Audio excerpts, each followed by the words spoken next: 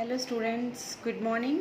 हमारी आज की जो वर्कशीट है वो है चाल माप, टू मेज़र स्पीड। जैसे कोई वस्तु जब चल रही है, अगर हमें ये फाइंड आउट करना है कि उस वस्तु की चाल क्या है, वो किस स्पीड से जा रही है, तो हमें उसको मेज़र करना आना चाहिए। तो आज की वर्कशीट में हम यही देखेंगे किसी भी ऑब्जेक्ट की जो स्पीड है उसको कैसे मेज़र किया जाता है। चलो चलते हैं आज हमारी वर्कशीट पे।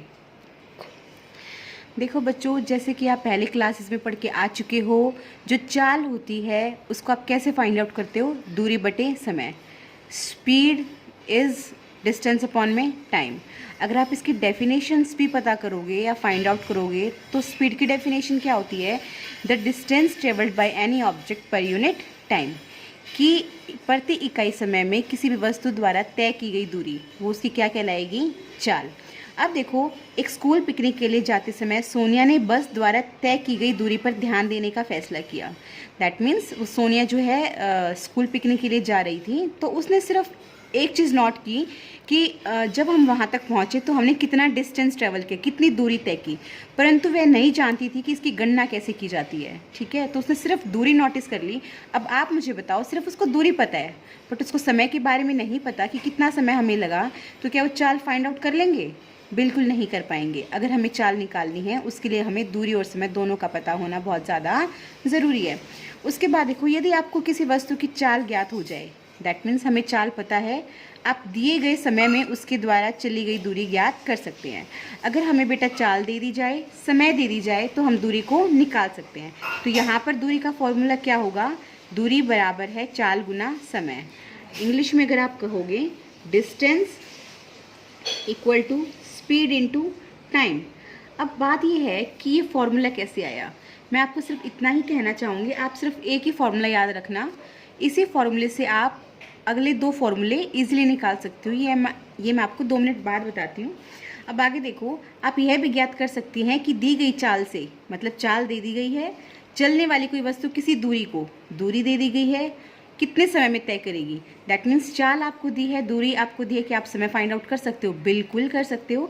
लिया गया समय बराबर है दूरी बटे चाल। तो सिंपल सी बात है, जो ये फॉर्मूला है चाल बराबर दूरी बटे समय, इसमें से आपको अगर कोई भी 2 चीज़ पता हो तो आप तीसरी चीज़ को ईजिली फाइंड आउट कर सकते हो। जैसे कि देखो, चाल का फॉर्मूला है दूरी बटे समय। आप बस इस एक फॉर्मूले को याद कर लेना, speed equal to distance upon में टाइम। अब देखो, इसको क्रॉस मल्टीप्लाई कर देना। अगर आपको दूरी फाइंड आउट करनी है तो दूरी गुना 1 आपका दूरी ही रहेगा, और इधर क्या हो जाएगा? चाल गुना समय।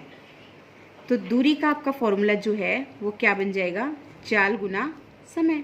ठीक है, अब आपको समय निकालना है, टाइम निकालना है, तो समय के साथ चाल किस चीज़ में? मल्टीप्लाई में। अगर मैं इसको बराबर के दूसरी तरफ लेके जाऊंगी तो किस में आ जाएगा? डिवाइड में।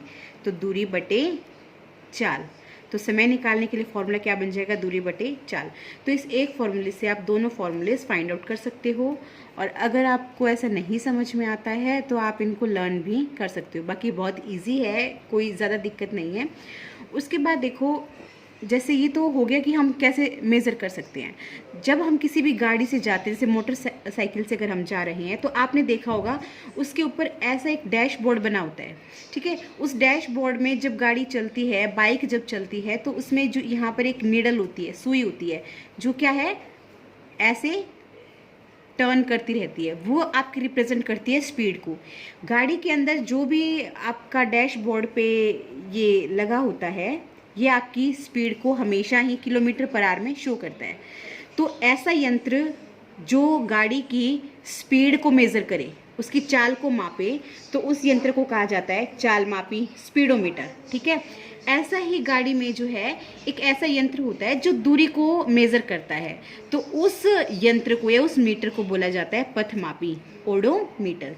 एक ऐसा मीटर जो स्पीड को मेज़र करे वो स्पीडोमीटर या चाल मापी, और एक ऐसा मीटर जो डिस्टेंस को, जो दूरी को मेज़र करे, उसको कहेंगे पथमापी। ये मैं आपको अभी दिखाऊंगी भी। देखो बच्चों, ये इस बाइक का दिखा रखा है। ठीक है, इसमें जो देखो 0, 20, 40, 60, 80, 100, लास्ट में क्या लिखा हुआ है? Kilometre per hour. तो गाड़ियों के अंदर ये जो आपका है, ये आपका है स्पीडोमीटर। चाल मापी। और किसी भी गाड़ी के अंदर जो चाल मापी है वो चाल को किलोमीटर पर आवर में मेज़र करता है, लेकिन चाल की जो ऐसे यूनिट होती है बच्चे वो होती है मीटर पर सेकेंड।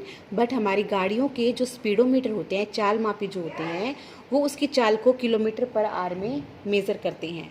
उसके बाद ये आपको बीच में दिख रहा है 1285, ये जो आपका है ये आपका है पथ मापी, दैट मीन्स ओडोमीटर, जो कि आपकी गाड़ी कितना डिस्टेंस ट्रेवल करती है उसको मेज़र करता है। और किस में मेज़र करता है?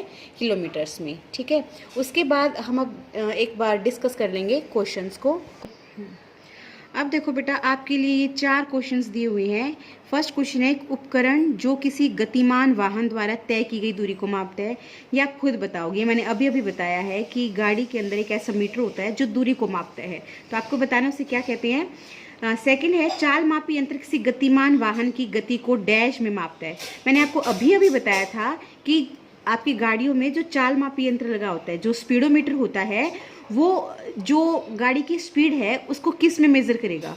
मीटर पर सेकंड में मेज़र करेगा, किलोमीटर पर आवर में मेज़र करेगा, ये आपको बताना है। ये मैंने आपको अभी जस्ट बताया था।